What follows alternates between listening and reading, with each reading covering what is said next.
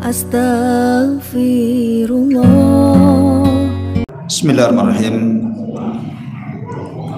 Assalamualaikum warahmatullahi wabarakatuh. Alhamdulillah wassalatu wassalamu ala Rasulillah wa ala alihi wa sahbihi wa mawalah wa la hawla wa la quwata illa billahi wa ba'du. Kita langsung masuk pada pembahasan tentang 10 hadis bicara tentang fitnah. Kalau tadi kita bicara tentang motivasi istiqomah di atas fitnah, maka fitnah-fitnah apa saja yang bisa menggemingkan istiqomah kita, inilah yang kita akan bahas setelah Isya ini. Hadis yang pertama, hadis dari Abu Hurairah radhiyallahu anhu. Nabi SAW bersabda, badiru bil a'mali sab'an, bersegeralah kalian banyak-banyak melakukan amal saleh di zaman fitnah ini sebelum datang 7 perkara. Hal tantadiruna illa faqran munsiyah au ghinan mutghiyah au maradan mufsida au haraman mufannida au mautan mujhiza au dajjal fasyarru ghaibin yuntadhar au as-sa'atu was-sa'atu adha wa amar. Bersegeralah kalian untuk memperbanyak amal saleh sebelum datang 7 perkara, dan 7-7-nya adalah fitnah. Pertama, faqran munsiyah, kefakiran yang melupakan ibadah. Ikhwan, kalau orang sudah fakir, pasti tidak akan ada kesempatan untuk banyak beramal saleh, karena hidupnya akan disibukkan dengan cari makan. Kira-kira apa yang akan dimakan besok? Dia akan berusaha untuk mencari dunia supaya jangan sampai kelaparan. Atau kalau seandainya orang selamat dari fitnah kefakiran ini, boleh jadi dia tidak selamat dari fitnah yang kedua, ghinan mudghiyah, kaya tapi melampaui batas. Allah Subhanahu wa taala mengatakan dalam Al-Qur'an, kalla innal insana la yatgha an ra'ahu istaghna. Sekali-kali jangan seperti itu, karena kekayaan itu terkadang melampaui batas. Banyak orang-orang kaya diazab dengan kekayaannya. Bahkan ada sebagian orang kaya lebih miskin dibandingkan orang miskin. Ya, saya katakan banyak orang kaya diazab dengan kekayaannya, atau orang kaya lebih miskin dibandingkan orang miskin. Karena ada sebagian orang kaya itu yang semua waktunya hanya untuk uang, seolah-olah tidak ada waktu kecuali kerja, padahal sudah kaya. Orang miskin saja tidak seperti itu cari duitnya. Berarti orang kaya seperti ini itu sebenarnya dia miskin, karena waktu-waktunya cari duit saja kan, padahal duitnya sudah ada, kok masih juga dicari. Sampai tidak ada waktu untuk istirahat, tidak ada waktu untuk ibadah, tidak ada waktu untuk keluarganya. Ini orang kaya miskin namanya. Orang miskin saja nggak kayak gitu cari duitnya. Berarti dia diazab dengan kekayaannya, sampai kekayaannya tidak memberikan kesempatan kepada dirinya untuk istirahat. Lebih celakanya dia melampaui batas. Karena orang kaya itu ada sebab untuk melakukan maksiat dengan hartanya. Mau mabuk tinggal beli, mau perempuan tinggal bayar, mau nyakiti orang tinggal sewa preman. Apa susahnya orang kaya? Melampaui batas. Oke lah, dia selamat, dia tidak miskin yang menjadikan dia lupa, tidak pula dia menjadi orang kaya yang melampaui batas. Belum tentu dia selamat dari yang ketiga. Kata Rasul, au maradan mufsida, atau sakit yang membuat dia terduduk, tidak bisa apa-apa. Kaya memang, tapi dia sakit terduduk, stroke, terbaring aja. Mau kemana? Mau ke masjid Istiqomah tak bisa, mau ngaji tak bisa, mau sholat tak bisa, umroh tak sanggup, haji apalagi. Apa yang bisa dilakukan orang sakit yang membuat dia terduduk? Oke lah, dia selamat dari yang ketiga. Dia tidak miskin, dia kaya, dan kekayaannya tidak melupakannya. Dia pun tidak sakit, sehat. Tapi apakah selamat dari yang keempat? Apa itu? Au haraman mufannida, atau kepikunan yang melupakan segalanya. Sehat badannya tapi pikun. Ditanya sholat, dia bilang sudah sholat padahal belum. Ditanya sudah makan, bilang belum padahal sudah 4 kali makan. Orang pikun. Susah orang pikun, karena orang pikun itu kayak sama orang gila. Apa yang diharapkan dari orang pikun coba? Oke, dia selamat dari pikun, dia tidak miskin, dia kaya, dan kekayaannya tidak melupakan dirinya, dia tidak sakit, juga tidak pikun. Selamat dari yang kelima? Belum tentu. Au mautan mujhiza, atau kematian yang mendadak. Siapa yang tahu kematian? Tidak ada yang tahu kematian. Kalau ada orang yang mengatakan, oh mati itu ada tanda-tandanya Ustadz. Apa tanda-tandanya? Kalau usianya sudah 60-70 tahun, sudah tua-tua, itu udah alamat mati itu. Jangan salah. Menurut riset, penelitian, kalau di zaman dulu ya orang tua banyak yang mati. Kalau di zaman sekarang terbalik, anak muda banyak yang mati. Orang tua itu jarang mati. Kenapa? Yang trek-trekan anak muda, yang pandai naik motor anak muda. Orang tua itu di rumah aja, naik motor pun tak bisa. Cemana mau tabrakan? Yang tabrakan tuh anak-anak muda tuh. Hari-hari yang mati di jalan itu siapa? Anak muda. Narkoba anak muda, orang mabuk anak muda, pembunuhan anak muda, tawuran anak muda. Orang tua terduduk aja di rumah, lihat cucunya yang mati. Justru sekarang anak-anak muda yang mati itu, kan itu ya. Jadi kematian itu tidak bisa diprediksi. Kadang-kadang kita ini kalau di kota sana sudah beli motor baru, remnya bagus, bannya baru, sudah lama nyetirnya, lihai, pokoknya semua sudah mantap. Di jalan pelan-pelan. Di jalan itu cuma 2 masalahnya, nabrak atau ditabrak. Mungkin kita nabrak orang atau ditabrak orang. Kita sudah hati-hati, orang yang tak hati-hati.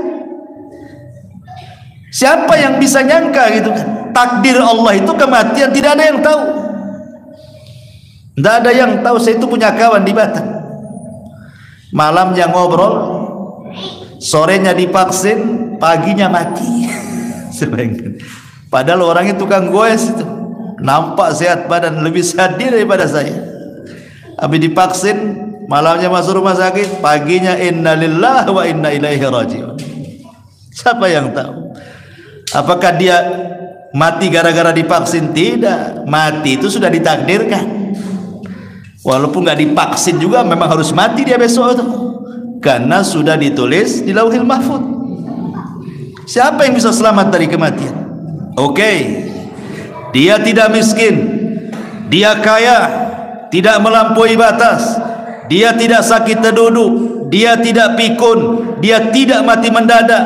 Selamat dari yang keenam, awid dajjal fasyarru ghaibun yuntadhar. Belum tentu dia selamat melawan dajjal. Siapa yang bisa melawan dajjal? Tidak bisa. Sampai-sampai Rasul mengatakan, kalau engkau berjumpa dengan dajjal, kabur, kata Rasul. Rasul yang nyuruh kabur, jangan sok-sokan. Saya sudah ngaji tauhid, katanya. Nabi yang suruh kabur. Okelah, selamat dari dajjal, kita sembunyi. Yang terakhir, satu dunia gak ada yang selamat. Awis sa'atu was-sa'atu adha wa amar. Kiamat. Siapa yang bisa selamat dari kiamat? Oke, yang pertama bisa, kedua, ketiga, keempat, kelima, keenam, bisa dia selamat. Ini yang terakhir gak ada yang bisa selamat. Kiamat. Gak ada orang yang selamat dalam kiamat. Apakah kita menunggu 7 perkara ini sehingga kita menunda-nunda amal soleh, nunggu jadi fakir akhirnya sibuk kerja lupa ibadah? Atau nunggu kaya dulu, setelah kaya dia pikir dia bisa menguasai harta, harta pula menguasai dia?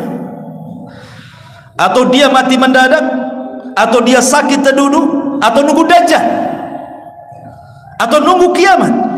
Gak seperti itu. Makanya Rasul mengatakan, badiru bil a'mal, segera beramal mumpung ada waktu. Sekarang zaman fitnah masalahnya. Ini hadis pertama. Hadis yang kedua, Nabi SAW mengatakan dari Abis Al-Ghifari radhiyallahu anhu, sebuah hadis yang disahihkan oleh Syekh Nasiruddin Albani rahimahullahu ta'ala. Badiru bil a'mali sittan, bersegeralah kalian beramal saleh sebelum datang 6 perkara. Kalau tadi 7 perkara, sekarang 6 perkara.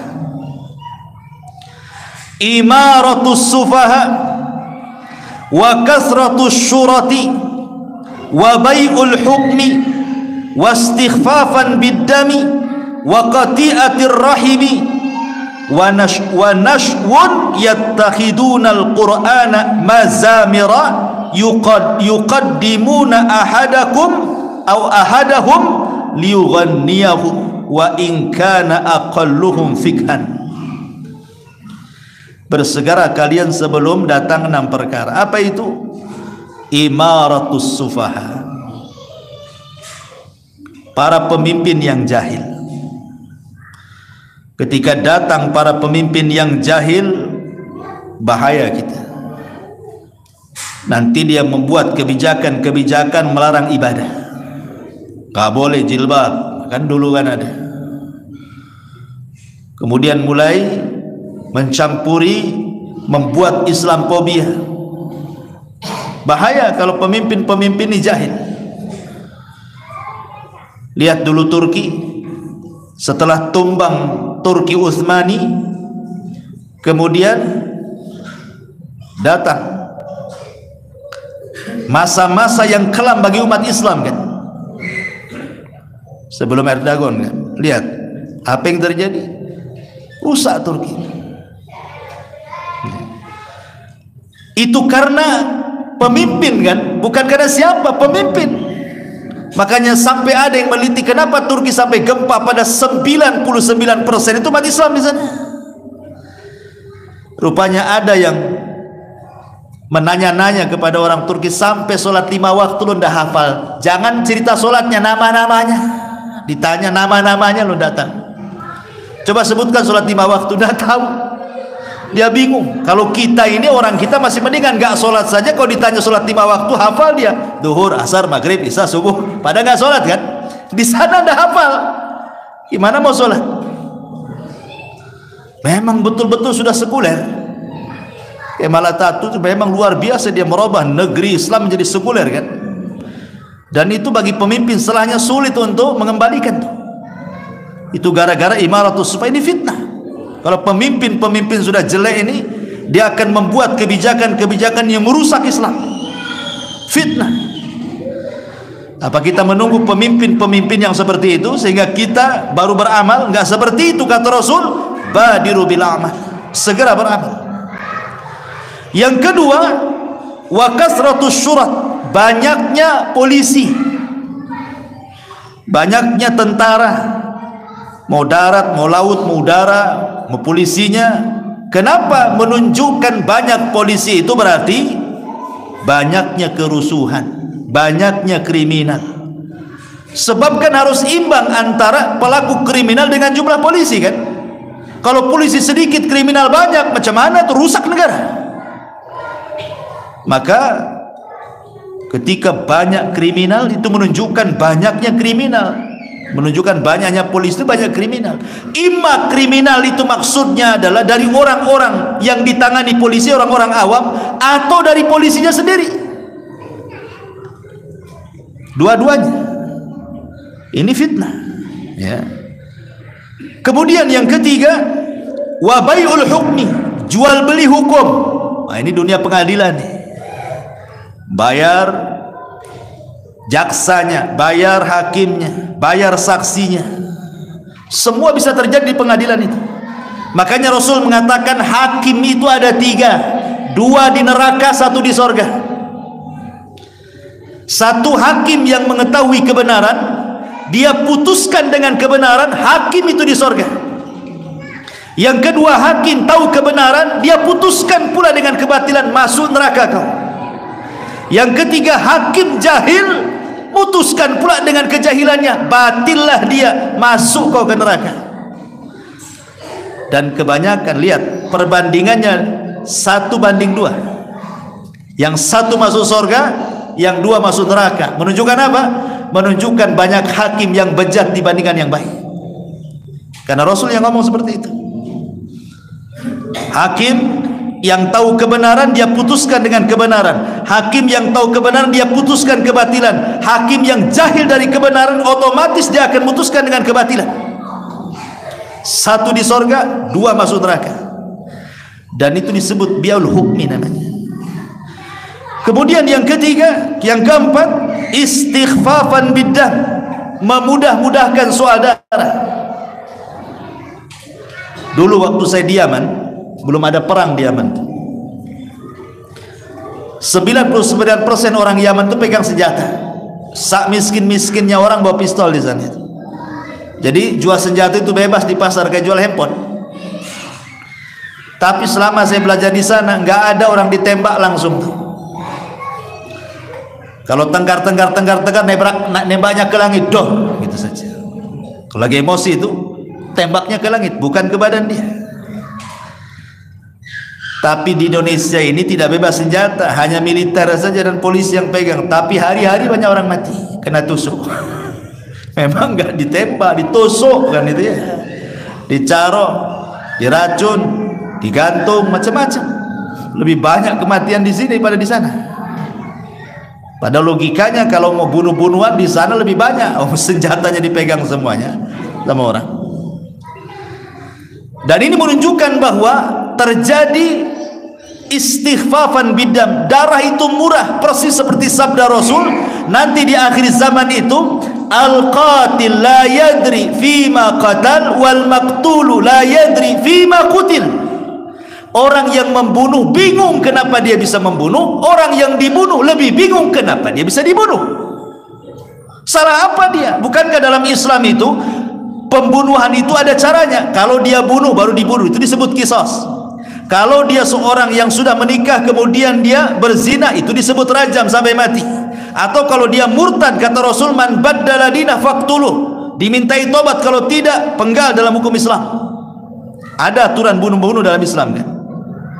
Tapi sekarang tidak ada aturan. Urusan tanah 1 jengkal bunuh-bunuhan, urusan waris bunuh-bunuhan, urusan tengkar anak tetangga bunuh-bunuhan. Sekarang mudah, urusan rebutan pacar bunuh-bunuhan, cemburu istri yang sudah diceraikannya diambil orang, dibunuh pula orang itu. Berkedok dukun, dibunuhnya, diracunnya orang-orang itu. Di Indonesia itu ya Allah paling mudah bunuh orang. Dan ini fitnah. Ya. Kemudian wa qati'atir rahim, mudahnya memutus silaturahim. Mudah. Anak durhaka sama orang tua, saudara ndak akur dengan saudaranya, ponakan ndak atur dengan pamannya, bertengkar satu keluarga. Lebaran itu kayak kucing-kucingan, gak ada ketemu. Rasanya keluarga besar itu kayak keluarga kecil, seolah-olah tidak punya keluarga. Kenapa? Saling memutus silaturahim. Dan ini sudah terjadi, dan ini fitnah. Kemudian yang nomor 6, wa nash'un yattakhidunal qur'ana mazamir yuqaddimuna ahadahum liyughanniyahu wa in kana aqalluhum fiqha. Dan ada orang-orang mencari para qari, pembaca Quran, didatangkan untuk baca Quran, hanya didengarkan lagunya seperti dia mendengarkan musik, walaupun yang membaca Quran itu tidak tahu fikih. Bahaya. Jadi mengundang orang-orang pakar-pakar Quran itu seperti mengundang artis, hanya untuk dinikmati lagunya. Tanda-tanda kiamat. Wa nashwun yattakhidunal qur'ana mazamir, menjadikan pakar-pakar Quran itu hanya dinikmati lagunya saja, dia tidak paham isi yang dibacanya itu. Ini tanda-tanda, ini fitnah juga.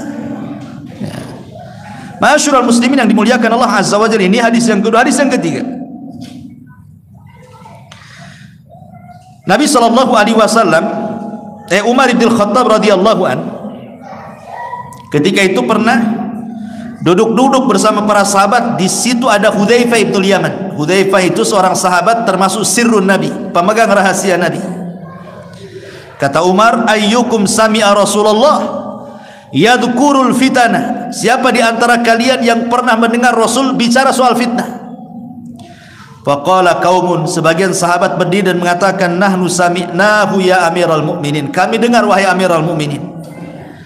Faqala la'allakum ta'nuna fitnatar rajuli fi ahli wajari. Kata Umar, paling tinggi kalian hendak bicara soal fitnahnya seorang laki-laki dengan keluarga atau dengan tetangganya. Maka sahabat mengatakan, ajal, iya maksudnya itu. Maka Umar mengatakan, tukaffiruha as-salatu was-siyam was-sadaqatu, kalau itu bisalah digugurkan dosanya dengan salat, puasa dan sedekah. Akan tetapi yang saya tanya bukan itu, tapi fitnah kalau datang, tamuju maujil bahri, tamuju maujul bahri, seperti gelombang dahsyat yang akan menggulung manusia. Maksudnya, Hudzaifah mengatakan, saya pernah mendengarnya, saya pernah mendengarnya wahai Amirul Mukminin dari Nabi, fitnah yang akan menggulung manusia seperti ombak yang sangat besar, yang tidak ada yang selamat. Kemudian Hudzaifah mengatakan, aku mendengar Rasul bersabda, tu'radul fitanu 'alal qulubi kal hasiri 'udan 'udah, akan ditampakkan fitnah pada hati-hati manusia seperti anyaman-anyaman tikar.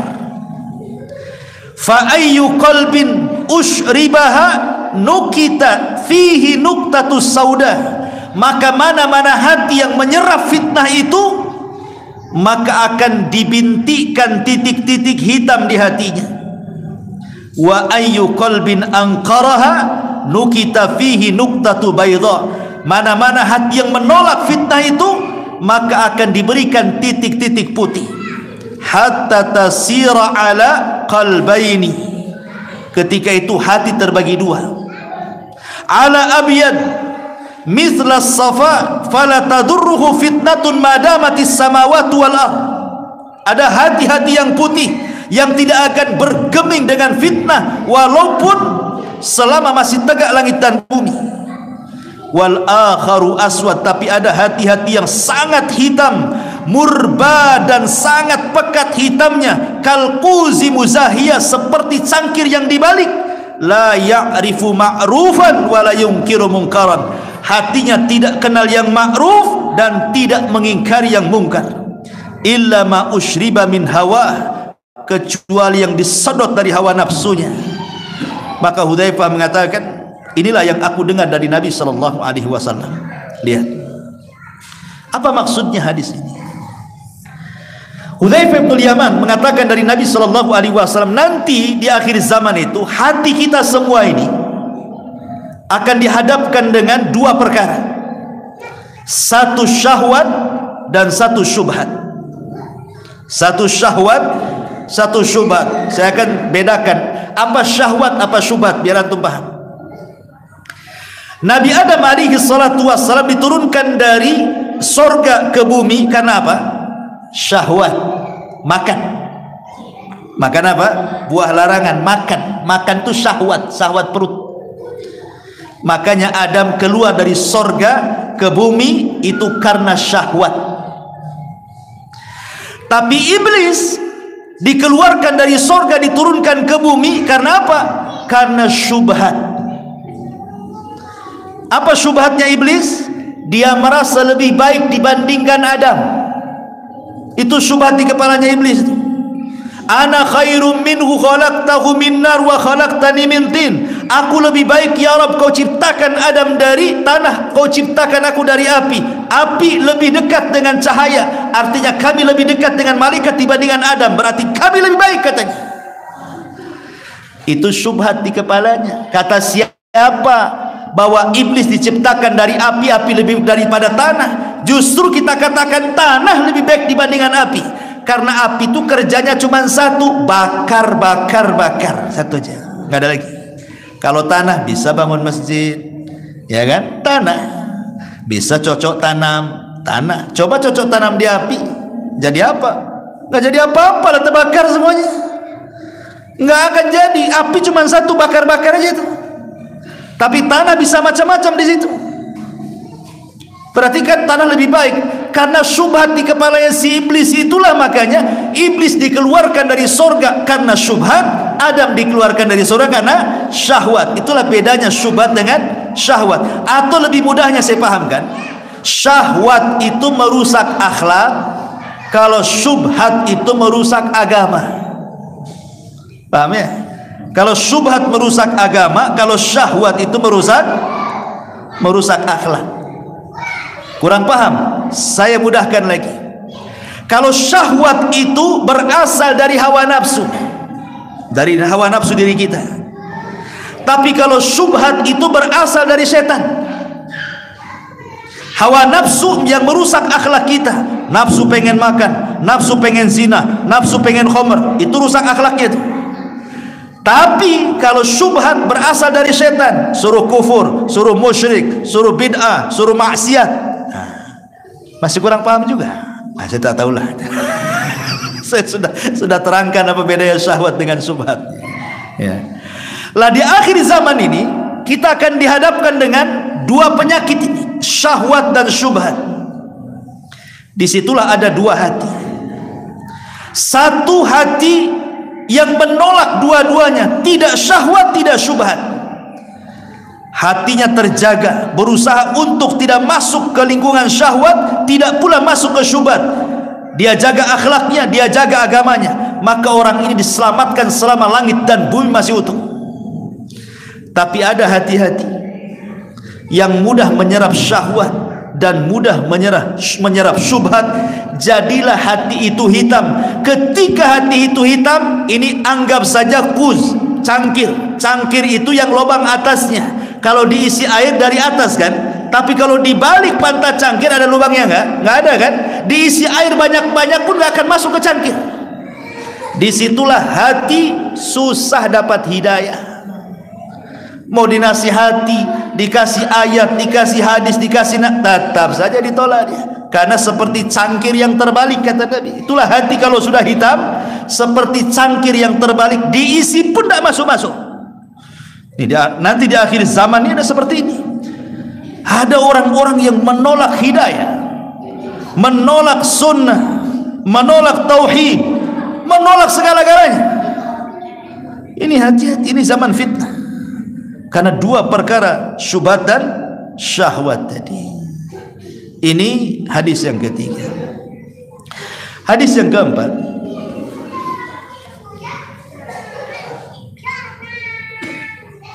di antara fitnah yang keempat adalah fitnah al-mal. fitnatul mal. Nabi sallallahu alaihi wasallam mengatakan, inna likulli ummatin fitnatun wa fitnatu ummatil malu. Sesungguhnya setiap umat itu ada fitnahnya, dan fitnah umatku, kata Rasul, adalah harta. Fitnah umatku adalah harta. Nabi sebelum meninggal, 3 hari sebelum meninggal, Nabi itu naik ke atas mimbar, dan itu khutbah terakhir. Habis itu Rasul meninggal. Salah satu penggalan khutbah Rasul itu, Rasul mengatakan apa?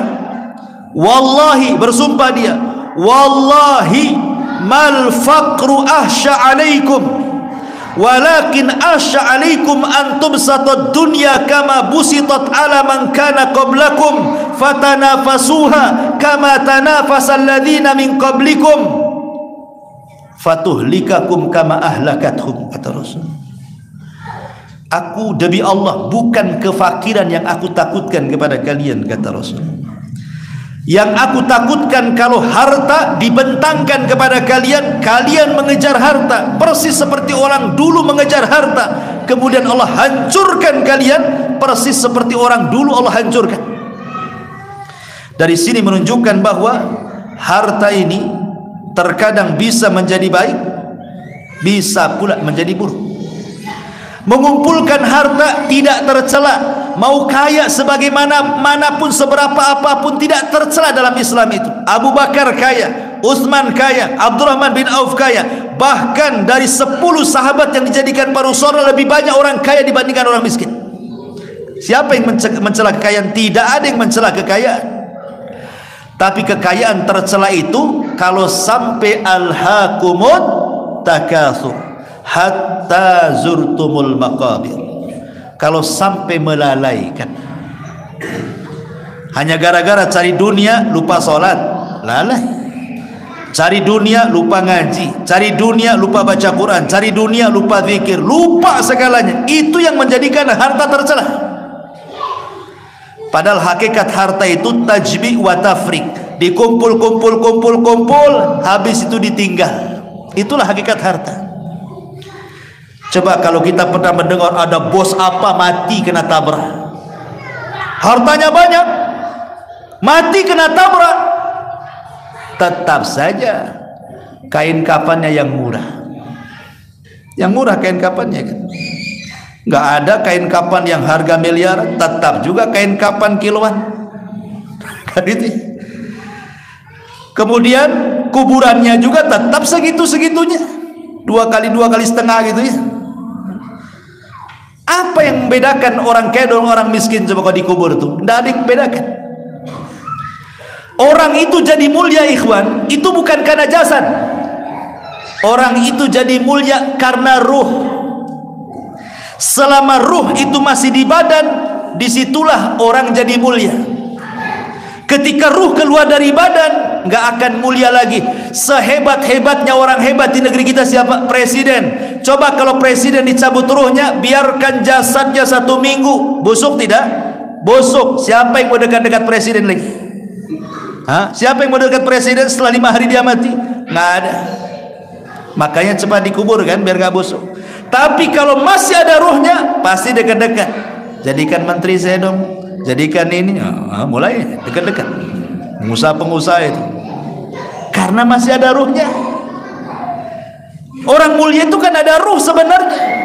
Makanya malaikat sujud itu bukan kepada jasadnya Adam, tapi kepada ruh yang ditiupkan Adam. Maka Allah mengatakan dalam Al-Quran itu, falamma sawaituhu wa nafakhtu fihi min ruhi faqa'u lahu sajidin, kata Allah.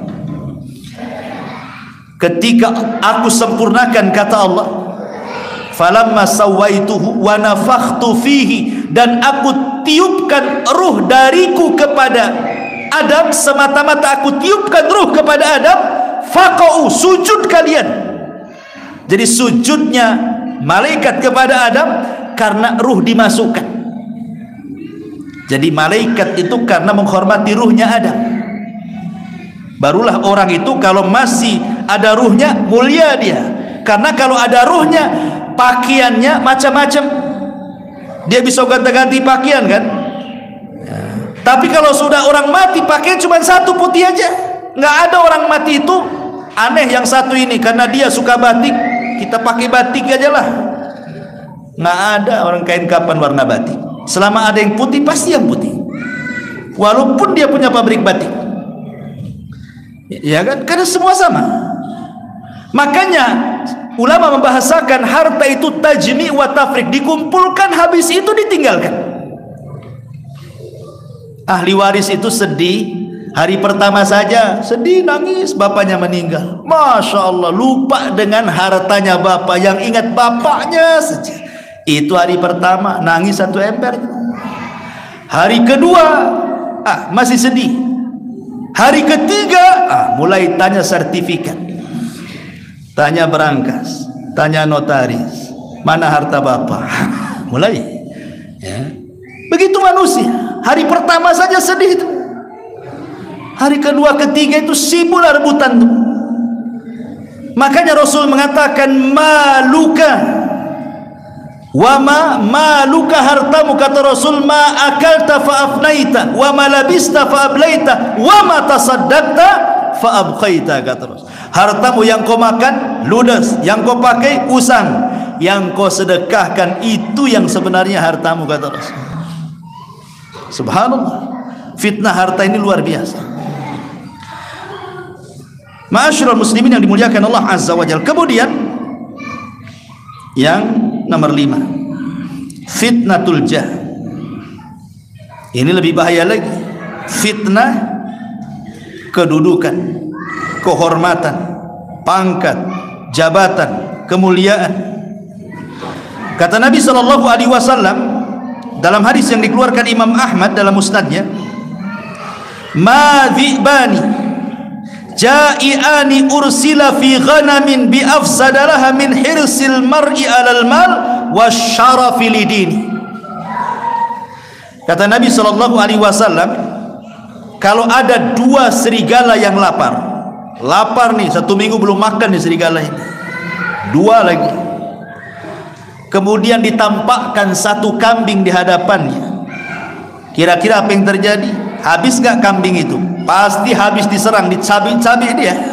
Namanya lapar 2 serigala ini, nampak seekor kambing, pasti habis dibantai dia, dicabik dia, dimakan dia.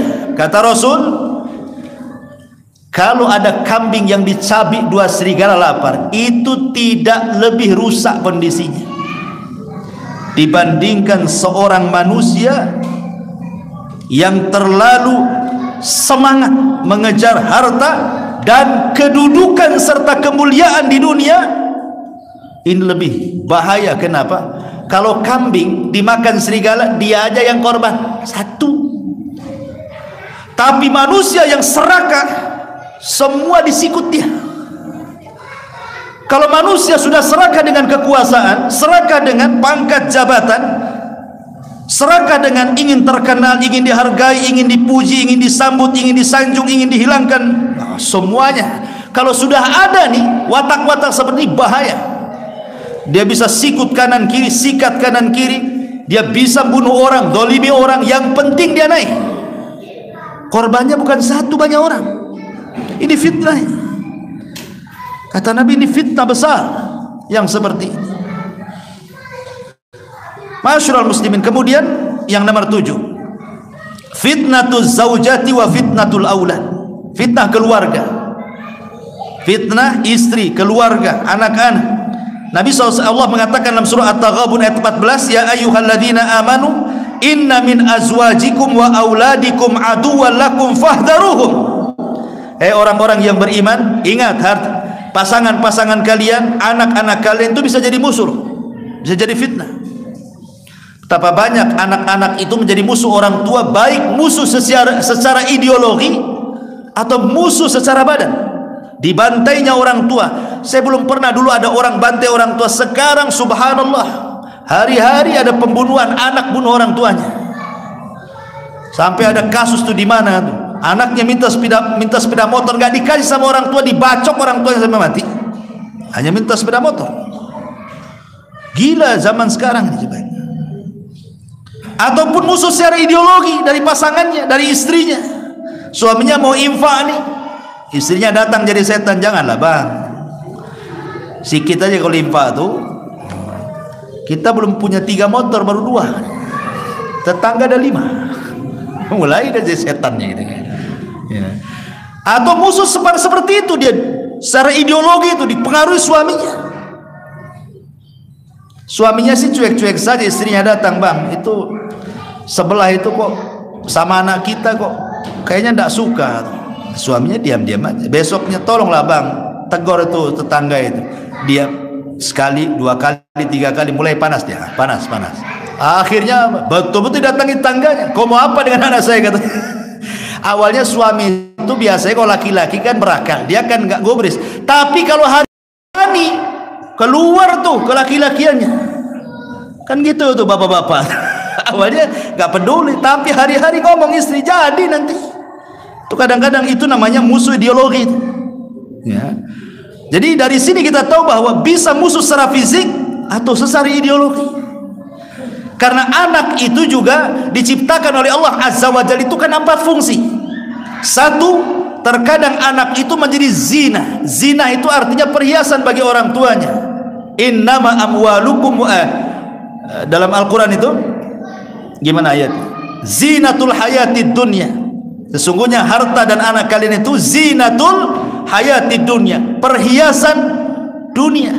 Makanya ada orang tua itu kalau berjumpa dengan siapapun tidak ditanya anak, dia cerita anak. Oh anak saya begini, oh anak saya begitu. Padahal nggak disuruh cerita kok, nggak ditanya juga sama dia tentang anaknya. Tapi setiap ketemu orang cerita anaknya. Karena anak itu terkadang menjadi zina, perhiasan, kebanggaan, dibangga-banggakan anaknya.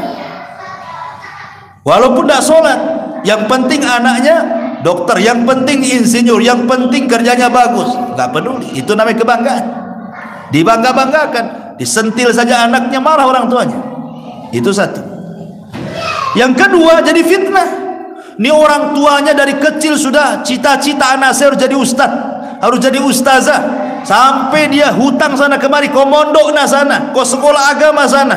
Sudah jor-joran habis-habisan orang tua itu ngarahkan anak, sudah mondok, anaknya sudah sekolah tinggi-tinggi, bukannya berbakti, kurang ajar pula dia. Fitnah, terkadang jadi fitnah untuk menguji orang tuanya kesabarannya. Atau yang ketiga, musuh seperti ayat yang tadi, betul-betul bukan fitnah, jadi musuh lagi. Dibantainya orang tuanya, dipukulnya orang tuanya, dimaki, dibentah.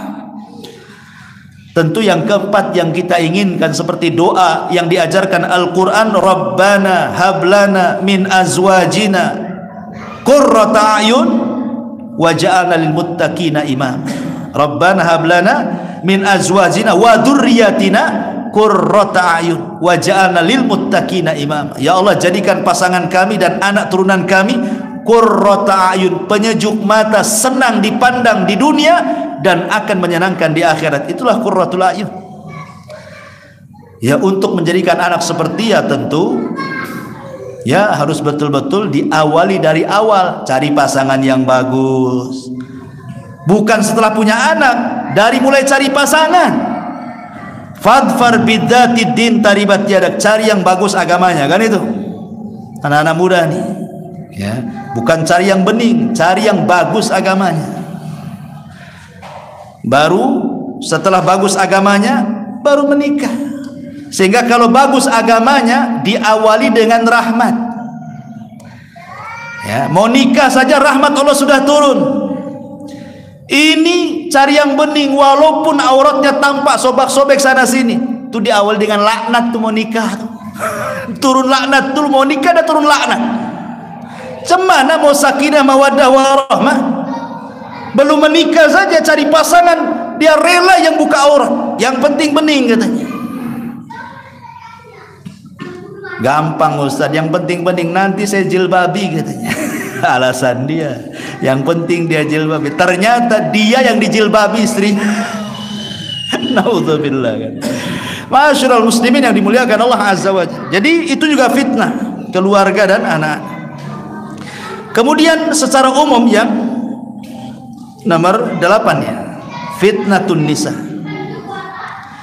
Disebutkan dalam hadis Nabi SAW, fitnah wanita secara umum sinfani min ahlin nari lam arahuma ba'du. Ada 2 kelompok kata Rasul, di zamanku nggak ada nih. Di zaman Nabi nggak ada 2 kelompok ini. Adanya di zaman sekarang. Salah satunya kata Nabi SAW, nisaun kasiyatun ariyatun ma'ilatun mumilat ala ru'usihinna ka'asnimatil bukhtil ma'ilah la yadkhulna al-jannah wa la yajidu rihaha wa inna rihaha la yujadu min masirati kada wa kada. Perempuan menggunakan pakaian tapi telanjang, lenggak-lenggok sana sini seperti punuk unta yang bergoyang. Wanita ini tidak akan masuk surga padahal, dan tidak akan mendapatkan bau surga padahal bau surga akan tercium sejarah ini dan itu. Lihat sekarang wanita-wanita di zaman sekarang, persis yang disabdakan Rasul. Ketika Allah mengatakan wala tabarrujna tabarrujal jahiliyatul ula, janganlah kalian bertabarruj seperti wanita jahiliyah yang pertama. Macam mana coba tabarrujnya wanita jahiliyah itu?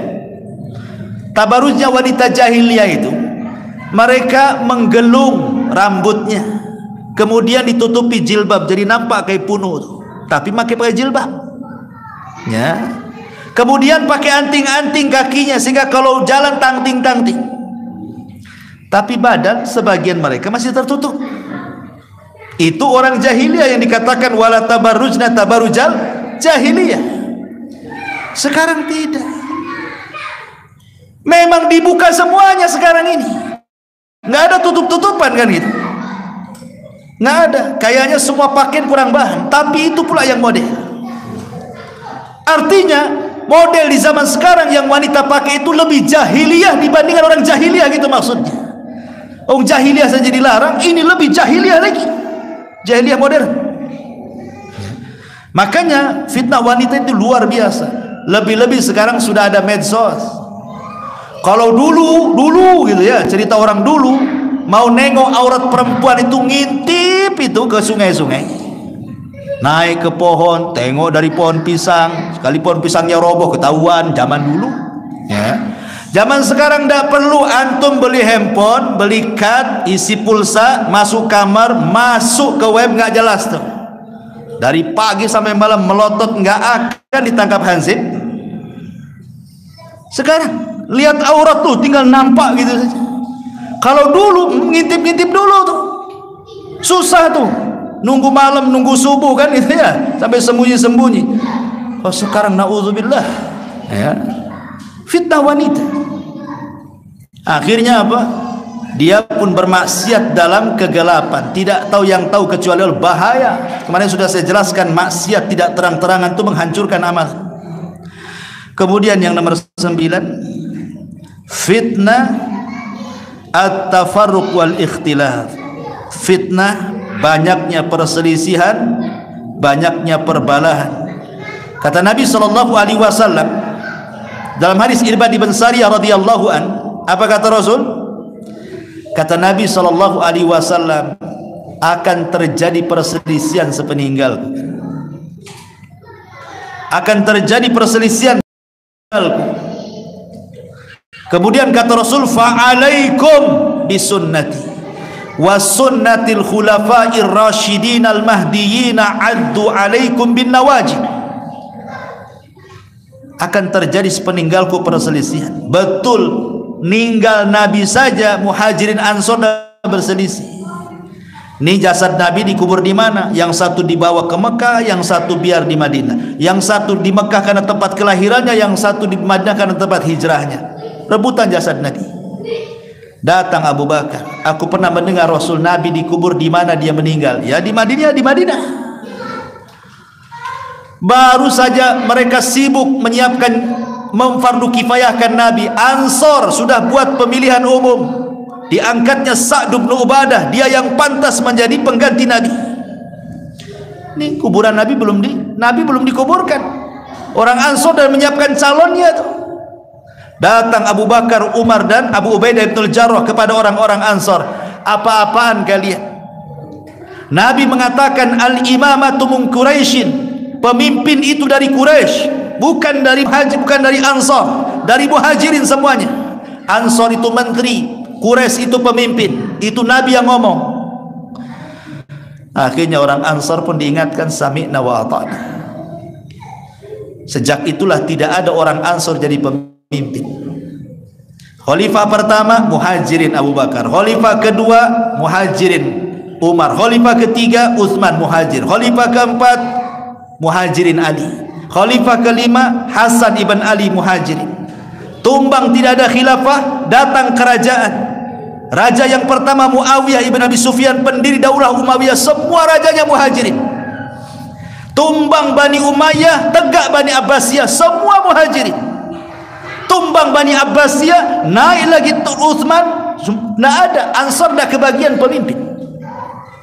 Tapi Nabi SAW mengatakan, yang sabar kalian orang-orang Ansar, nanti kalian akan mendapatkan pemimpin-pemimpin yang zalim, mengambil hak kalian, dan kalian tidak bisa mengambil hak kalian kepada mereka. Tapi sebagai imbalannya, aku tunggu kalian di telagaku. Maka yang pertama kali meminum telaga Rasul adalah orang-orang Ansar, karena dia tidak ada yang jadi pemimpin, semua pemimpin Muhajirin. Ya, karena Rasul yang mengatakan seperti itu. Kesabaran orang-orang Ansar, dan tidak memberontak juga orang-orang Ansar, tahu diri mereka. Ma'asyiral muslimin yang dimuliakan Allah Azza wa Jalla, karena namanya perpecahan itu tidak baik. Tapi sekarang lihat, perpecahan itu luar biasa. Satu masjid berpecah, satu yayasan berpecah, satu ormas berpecah, apalagi partai, makin lagi perpecahannya lebih hebat lagi. Itulah fitnah tafarruq. Yang nomor 10 yang terakhir adalah fitnah agama, fitnatuddin. Nabi SAW berdoa yang sering didoakan, wala taj'al musibatana fi dinina, ya Allah, jangan jadikan musibah yang kau timpakan kepada kami mengenai agama kami. Seolah-olah Rasul mengatakan, gak apa-apa kau timpakan kepada keluargaku, anakku, atau apalah, tapi jangan musibah ini ditimpakan kepada agama, karena musibah agama ini bahaya. Makanya hadis yang pertama sebagai mukaddimah, ada malamnya mukmin, paginya kafir, paginya mukmin, malamnya kafir. Karena di zaman sekarang ini terkadang ada orang bicara itu dia tidak paham kalau pembicaraannya itu kalau diucapkan itu bisa kufur tuh. Contoh ya, ketika mengatakan, oh syariat rajam, syariat potong tangan itu hanya cocok di zaman dia, di zaman Nabi. Zaman sekarang nggak cocok. Quran dan Sunnah itu cocok di zaman Nabi. Kalau sekarang diterapkan di zaman kita nggak cocok. Sekarang bukan zaman unta, sekarang zaman pontuner, nggak bisa. Kufur. Islam itu relevan mau zaman mau waktu. Zaman dan waktu ikut Islam, bukan Islam ikut zaman. Ini kalimat kufur kadang-kadang. Ya, nggak terasa dia ucapkan kufur dia. Atau sekarang banyak kalimat kufur kan, baik syirkul akbar atau syirkul asghar, baik kufur kecil atau kufur besar. Seperti menisbatkan nikmat, kalau bukan karena kamu tentu saya nggak seperti ini. Mana Allah, kok karena bukan karena kamu pula. Yang benar kalau bukan karena Allah kemudian kamu. Ada dokter yang mengatakan, datang pasien ke dokter, gimana dokter pasien? Kata dokter, ya kami sih berusaha menyembuhkan, sisanya untuk Allah. Allah dikasih sisa sama dia. Kurang ajar nggak dokter tuh? Ya. Harusnya jangan ngomong begitu dong dok. Bilang saja, ya kami berusaha, semuanya atas kehendak Allah. Apa susahnya? Bukan kami sih berusaha, sisanya diberikan kepada Allah. Mak lebih banyak dia daripada Allah, sisakan sedikit. Kurang ajar dia, kufur. Jadi kadang-kadang ya nggak terasa, itulah yang dikatakan pagi mukmin malam kafir, malam iman, karena ucapan orang nggak sadar dengan ucapan itu keluar dari Islam, itu fitnah itu. Ya. Makanya Rasul mengatakan fitnah itu seperti gelapnya malam, nabrak-nabrak orang itu, karena tidak ada ilmu. Makanya yang bisa melawan fitnah itu ilmu. Banyak belajar supaya bisa membedakan mana hak, mana yang batil. Ya, dan banyak lagi cara terhindar dari fitnah. Cuman karena sudah malam saja, kita sampai di sini dulu. Kita tanya dulu, ini ada jawab. Afwan Ustadz, ada umahat bertanya, mohon nasihat untuk saya yang selalu difitnah oleh suami saya. Masya Allah. Dan apa hukumnya kalau suami mengusir istri dari rumah? Apakah berdosa jika istri keluar dari rumah karena diusir suami? Mohon pencerahannya Ustaz. Iya. Alhamdulillah. Pertama, tidak boleh suami itu mengusir istri. Sehebat apapun pertengkaran, tidak boleh mengusir dari rumah. Bahkan sekalipun sudah dicerai, anggaplah sudah dicerai, tapi bukan talak 3, baru talak pertama atau talak kedua. Karena talak pertama habis masa idah. Kalau sudah habis masa idahnya 3 kali sucian haid, baru boleh keluar. Artinya kalau belum 3 bulan, kalau pakai bulan, kalau pakai haid ya 3 kali haid. Kalau pakai, bagi pendapat yang suci dari haid ya 3 kali suci dari haid, beda sedikit dengan haid kali 3 bulan, senangnya. Maka dia berhak di rumah, tidak berdisir. Siapa tahu malam-malam hujan, dingin, ya kan, kepengen, kan ada istri, kan rujuk, bisa digauli lagi, itu sudah rujuknya, ya kan.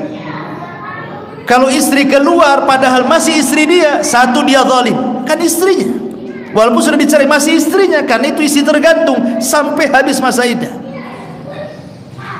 Kalau memang tidak suka dengan istri, ada kaidah dalam Al-Quran itu, wa in takhafuna nusuzahunna, kalau engkau takut istri itu berbuat selingkuh, nasihati fa'idhuhunna. Pertama nasihati. Sudah enggak suami itu menasihati?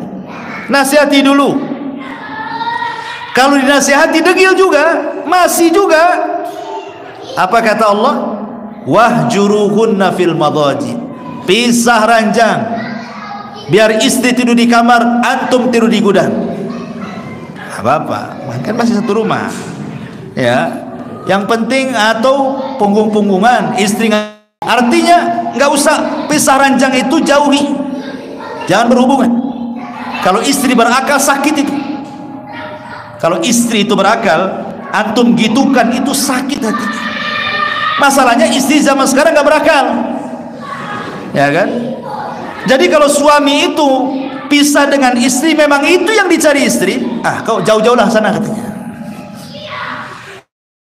Ini kedua. Kalau juga sudah pisah ranjang, tak mau juga dia, maka yang ketiga, wadribuhun, boleh memukul. Itu pukulan formalitas saja. Seperti apa kata Rasul? Seperti pukulan dengan siwak. Siwak kan kecil, ya. Atau pakai bantal dipukul, itu sudah ngeri lah, sudah nggak bisa dinasihati, pukulnya pakai bantal pantatnya. Ini sudah las, berarti sudah tidak bisa lagi berjumpa, artinya nggak cocok, berarti tinggal satu langkah lagi. Fab'athu hakaman min ahlihi wa hakama min ahliya, utus 2 keluarga, yang laki-laki utus keluarganya, yang perempuan utus keluarganya, berunding kalian, terus apa pisah. Kalau sudah 2 keluarga berjumpa, ndak mau juga, ndak tetap juga degil, ndak mau, harus pisah, mau diapakan lagi? Berarti jalan terakhir kemana? Ke pengadilan. Nanti pengadilan kan ada sidang mediasi, nanti pengadilan nanya layak nggak bercerai atau tidak layak. Kalau pengadilan sudah ngetuk palu, ya mau diapakan lagi? Las itu terakhir. Artinya bahwa adalah tahap-tahap di situ dalam berumah tangga itu. Ini juga pertanyaannya kan umum. Mohon nasihatnya Ustaz, saya selalu difitnah oleh suami. Difitnah apa? Nyuri duit di dompet, ya kan? Fitnahnya gimana, selingkuh atau fitnahnya apa, kan tidak tahu ini. Ya. Kemudian apa hukumnya kalau suami mengusir istri? Tidak boleh zalim kalau diusir-usir. Kalau tidak suka biarkan saja, ikuti tahapan tadi ya. Apakah jika istri keluar dari rumah karena diusir suami? Nggak perlu keluar, salah. Anda kalau keluar salah, tidak boleh keluar walaupun diusir. Jangan keluar karena Anda posisinya masih jadi istri. Sebab kalau wanita sudah keluar gara-gara permasalahan rumah tangga, lari ke rumah mertuanya, kemudian cerita, dipastikan cerai.